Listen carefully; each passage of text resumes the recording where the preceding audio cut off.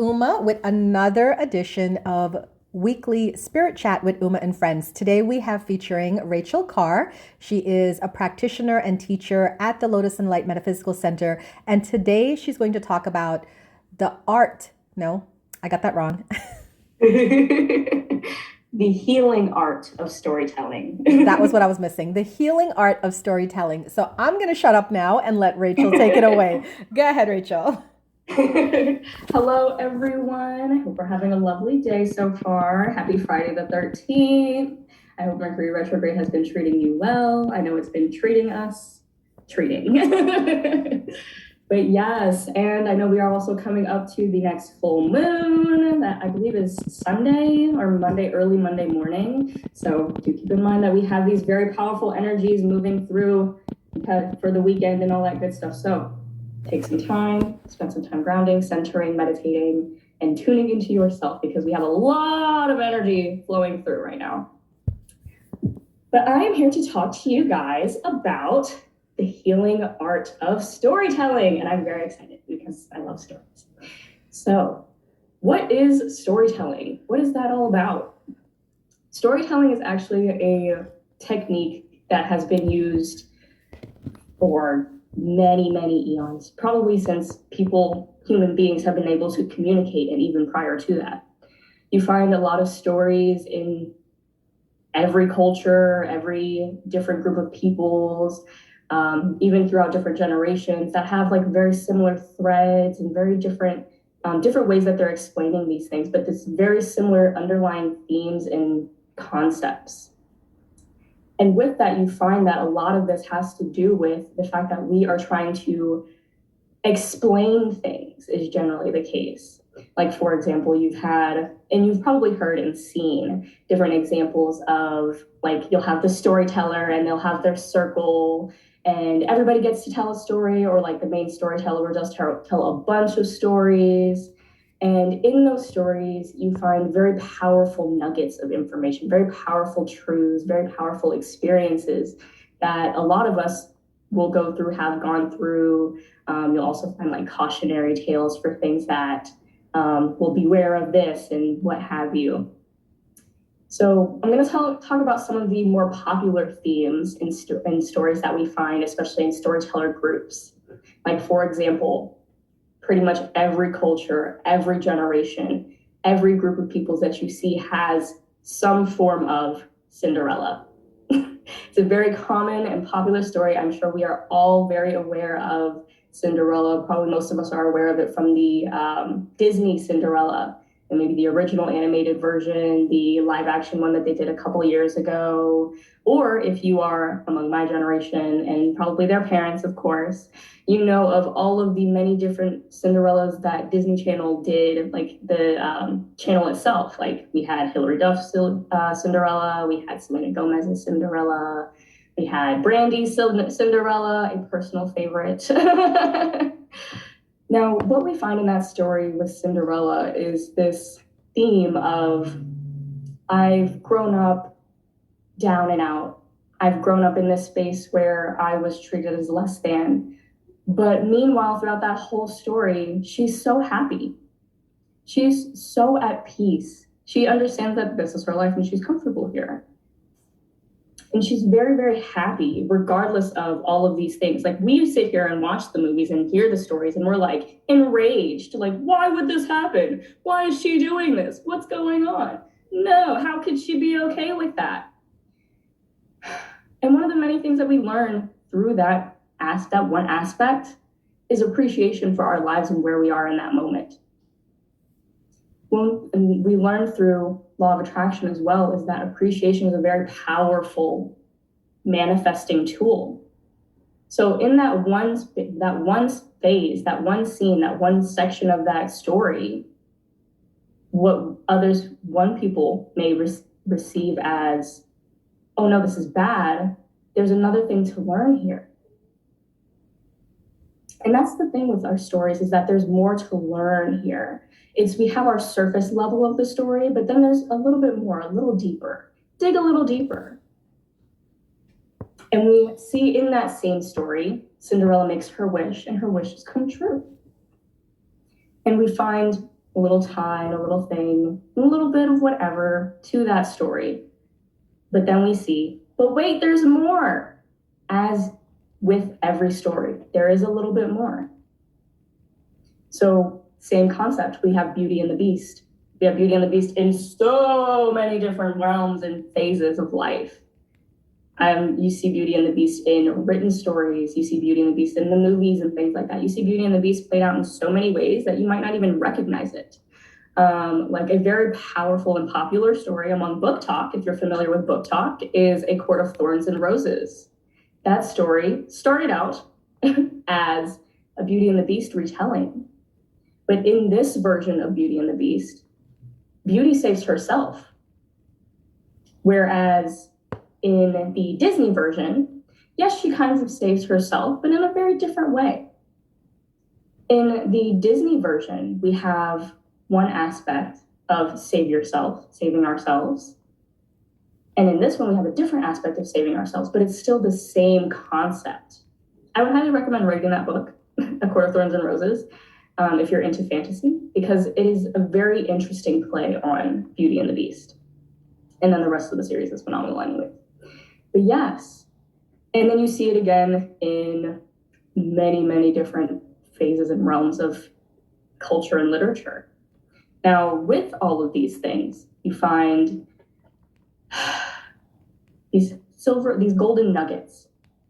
Like with Beauty and the Beast, we had our actual physical beast. He looks horrifying, super scary. Oh no. But he is, though rough on the outside, he's a very gentle soul. So from that story, we're told and learn, hey, maybe we don't judge a book by its cover. Because on the other hand, we have Gaston, who is super beautiful, very amazing, attractive, standardly attractive guy, but he's pretty mean. So again, another iteration of don't judge a book by its cover, right? And we see that play out in our day-to-day lives. He exercises twice a day. He reads 2 books a week. Yet, every day, he complains about how much he hates prison. Next time you're feeling down, remember life is all about perspective. I have a friend who has sex 2 to 3 times a week. He exercises twice a day. He reads 2 books a week. Yet, every day, he complains about how much he... that person, you realize they're just a big old cuddly teddy bear. Don't judge a book by its cover. And then we also see in that story, that same story of Beauty and the Beast, the aspect of reading and learning and knowledge and sharing knowledge. She teaches him how to read a book, how to read in general. And that sharing of knowledge, it's emphasized in this story that this learning and sharing of knowledge is a very powerful bond. You see that that's one of the ways that they learn to cooperate and be in one space together, if that makes sense. So in all of these stories, you have what we call in the literature world, these tropes. And all of these tropes are these things that teach you different stuff, these different aspects of stories that you see repeated throughout different stories, even if they are completely different stories. You see these themes and these tropes play out to teach us one thing or another. Now, you have the stories that we read and tell each other, right? We have all of those stories like Beauty and the Beast, Cinderella, Rumpelstiltskin, what have you. But then we also have the stories that we tell ourselves and the stories of our lives. Now, where in your life do you see, this is a question that I do want answers to, by the way. You can type them in or unmute and answer. Where do you see some of these tropes play out in your life? Like don't judge a book by its cover. Someone you met that you expected one thing and experienced it completely different. Yeah. So we have the stories that we tell ourselves. Now I have another question for you with the stories that you tell yourself. What kind of stories are you telling yourself? Are they stories of love? Are they stories of romance? Are they stories of fear? Are they stories of darkness? What kind of stories are you telling yourself? Because the stories you tell yourself play a very large role in your life. Now, we have the stories of our lives, right? And those are part of the stories that we tell ourselves. The stories that this thing happened to me today and I want to tell people about it. Or I have this story that happened years and years ago and it was a very powerful moment in my life and I want to tell people about it. Sharon typed in the comments, a friend that looks really gruff and mean, but is a teddy bear and will stop for wounded animals and give you the shirt off his back. A very, very good example of don't judge a book by its cover. Person who looks a little intense, a little gruff, as you said, but is a lovely teddy bear. People with tattoos, as Uma said, we get judged a lot. Yes, we do. I have many, many, many tattoos, and we get judged a lot for things like that. You could even have like really cutesy tattoos, and people will still judge you for your really cutesy tattoos. Yes. Meanwhile, you see people with tattoos are some of the nicest people you might meet, depending on who you are and where you are. But yes, so we have the stories of our lives. So I'm going to share with you a piece of one of my stories, and I'm going to tell you what I did with this story. So a couple years ago, maybe 2016, I want to say, I was in college and working 2 jobs, and I was really struggling at that point to make ends meet, to even like hang out with my friends. It was a very hard point in my life. And I remember it was October and I was short on my rent, like going into October, the end of September going into October. It was also my birthday, by the way. My birthday is the end of September. It was not a good time.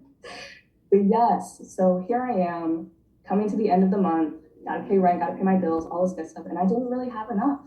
So what I did is I went to all these little pawn shops, all these little places, all these little online boutiques and whatnot. And I sold so many things and I had just enough. And I was like, perfect, I got this. We can do this. And then I had another random bill that I forgot about come out. Wasn't very organized. So that other bill came out and I didn't have enough to pay rent and I was devastated.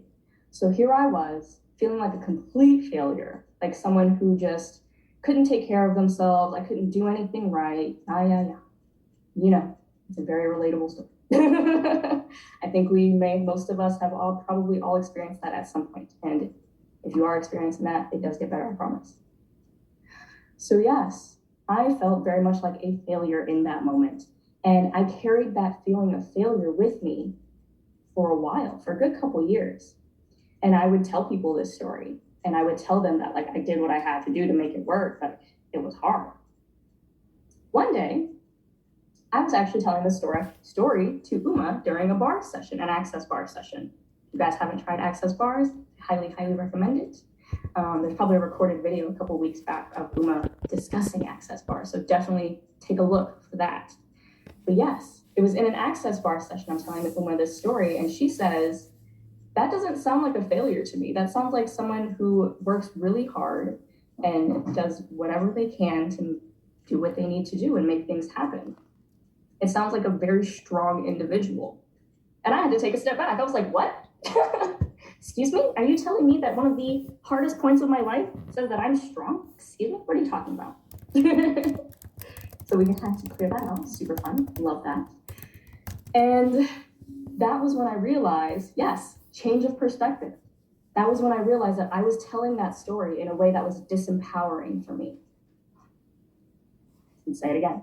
I was telling that story in a way that was disempowering for me. It was my story, and yet I was telling it in a way that made me seem like a failure. Come to find out, you can change your story.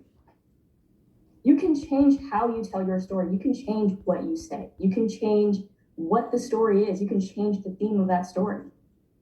So now that story is, here I was, 17, no, I was like 19 or 20 at that point. It was 2016. Here I am, 2016, working 2 jobs and in school to make ends meet. And yes, I did slip up, but you know what I learned from that? I also learned that one, I am a very strong and dedicated, driven individual. And I will do what it takes to make ends meet and make it happen. Yes, change the narrative. That's what Teresa said, exactly. And I also learned that I have a very powerful support system because I then had to go to my dad and say, hey, I don't many barrels a month. Can you help me out? And he was like, you should never be in that position. He said to me, he said, I have the means to make sure that you are well off, that you have everything that you need. You should never be in that situation. All you have to do is just say something. So it was also another moment for me to learn that I have a very powerful support system, and all I have to do is ask. So I ask you now, what is a story that you have in your life in which you may have painted yourself as the victim, the failure, the loser, the person that does not come out on top? And I ask you now to take that story and change it. Change it so that you are the one that comes out on top. Change it so that you are the person that wins. Change it so that you are the person that feels good at the end of this story, because it's your story, it's your life. And you have that power. Change your story in a way that makes you the powerful one, in a way that reclaims your power. So I would love to hear some of your stories if you'd like to drop them in the comments, and I would like to hear the reframed version. I'd like to hear the version where you are the powerful one, where you are the winner. So, and I would also love to see them all throughout Facebook, because we all have very powerful stories to share. So I'd love to see just random people's status about a story in their life, and they have now changed that story to where they have reclaimed their power. Make it happen. Make it happen. I love this so much. Oh my gosh. I'm glad you went with this topic. And we definitely have to put it on a rotation to come back like in 6 months again, because this was really a good topic. For me personally, I've changed my narrative about when I go through a breakup. Because I used to be the girl that would like, oh, I dated a narcissist, or, oh, they were all at fault and I was just a victim.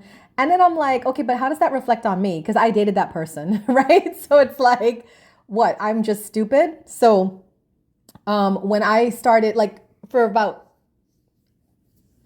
10 years now, for 10 years now, because since my divorce, I changed the narrative in that when relationships would end, I would just say, it didn't work out. We're different people. We want different things. And I would never share what went on in the relationship, because it's nobody's business, It's nobody's business. And it also gave me a sense of empowerment, because if you leave a relationship saying, oh, I dated a narcissist or whatever, you automatically go into a victim mindset like you talk about. And then how is that empowering you when you go to get into another relationship? Because then you're going to be taking that with you. And I don't want to take that energy. I want to say, you know what? I tried it. It didn't work out. I'm moving on. I'm going to look for something else that's more in alignment with me. So that's my personal way I've changed my story. To people in Facebook and people on here on Zoom, do you have a way you've changed your perspective?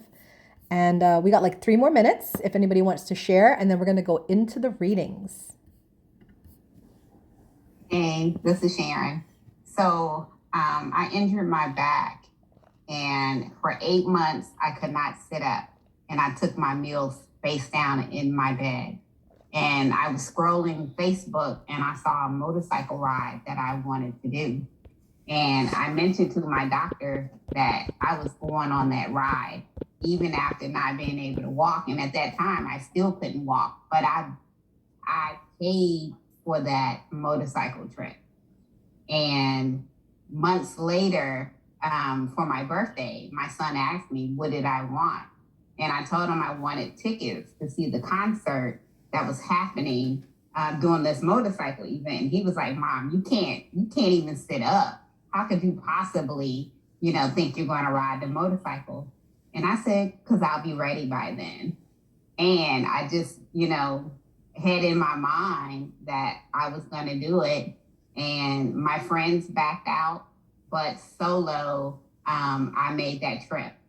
I made it by myself, and I was in pain, while I was riding. At the end of the day, I slept, got up and, took more breaks, but I made that trip by myself.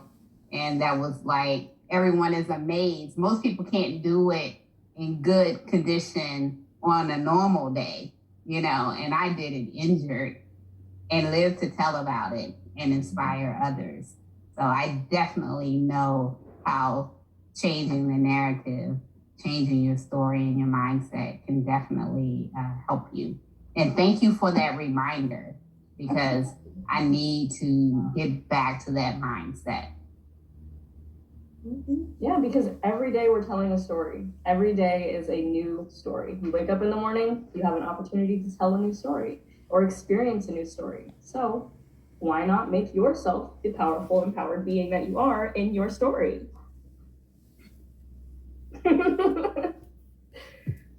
You did have a comment. I have one. Oh, yeah, please. So mine is pretty much almost similar to Miss Uma's. I too was involved with a narcissist, didn't know it at the time, but I am in the midst of, and I have broke free of that. And it's just liberating to reflect back, and I've moved on. I'm no longer muting myself, and I'm standing in my own power now. And then just having my children watch me do everything for them, it just motivates me, I guess, even more that, I have my babies that are dependent on me. These are all perfect examples because you can make yourself the empowered one in your stories. It's just how you tell your story. How do you believe in yourself? And Nikki said, perfect day for the one I refrained most recently. Today would have been my wedding anniversary. Thankfully, now I celebrate because I'm a much better person. And that is a fabulous way of changing the narrative, making yourself the empowered one, because now you celebrate you. You take this day to celebrate you. And isn't that an awesome day? How many more days can I take to celebrate me? Like, and we got my birthday, we got Christmas. What other days? Just random Fridays? Yes. All right. All right. So I'm going to stop the recording, for our YouTube lesson, because we're going to move into readings right now. So what deck are you using today? I am using Avatar Afro